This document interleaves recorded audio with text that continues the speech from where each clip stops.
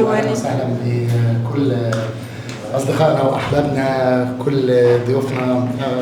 مش هقول ضيوف، انا هنا في بنزرت في بيتي، وكل الجمهور الكبير اللي حضر هو جمهور بنزرت، موجودين في البلاد الجميله وتونس من الشرق للغرب والشمال للجنوب كلها احبابي. فشكرا بنزرت اولا، شكرا على الحضور الكبير، شكرا على التفاعل الرائع، شكرا على وجودكم معانا. الحفل كان حفل رائع. الحمد لله الاغاني كل الحاجات اللي طلبوها الناس لبيناها، وكل الجمهور اللي حضر كان مبسوط وسعيد وغنى معانا من اول حرف لاخر حرف كعادة الجمهور في تونس كلها. والله سر الحب هو من عند ربنا اولا، ولما بتحب حد من قلبك اكيد ده هيوصل له وهيحبك بنفس القدر ونفس المحبه.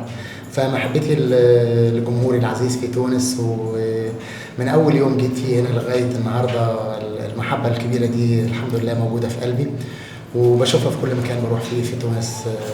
حب الناس وتفاعلهم ومحبتهم الكبيره وحفظهم للاغاني ومحبتهم للاغاني اللي انا غنيتها من اول يوم لغايه النهارده، كل ده تاج على صدري وعلى راسي افتخر بيه. والله سحراني حبوها جدا، ملهمش في الطيب، الله عليك يا سيدي حبيبي. تترجى فيا طبعا من الاغاني اللي الناس كلهم بيحبوها في كل مكان. الحمد لله كل البروجرام اللي اخترناه والاغاني اللي غنيناها كلها كانت عند محبة وحسن ظن الجمهور الحمد لله. والله اللي ما قدرش يحضر معانا الحفلة بقول له والله أنا كان نفسي تكونوا معانا، وإن شاء الله لو ما حضرتوش معانا الحفلة المرة دي لسه عندنا بقية الجولة في تونس في صيف 2026 مجموعة من الحفلات لسه موجودة بإذن الله. اللي ما حضرش معانا الفترة دي في المرات الجاية إن شاء الله يكون موجود معانا.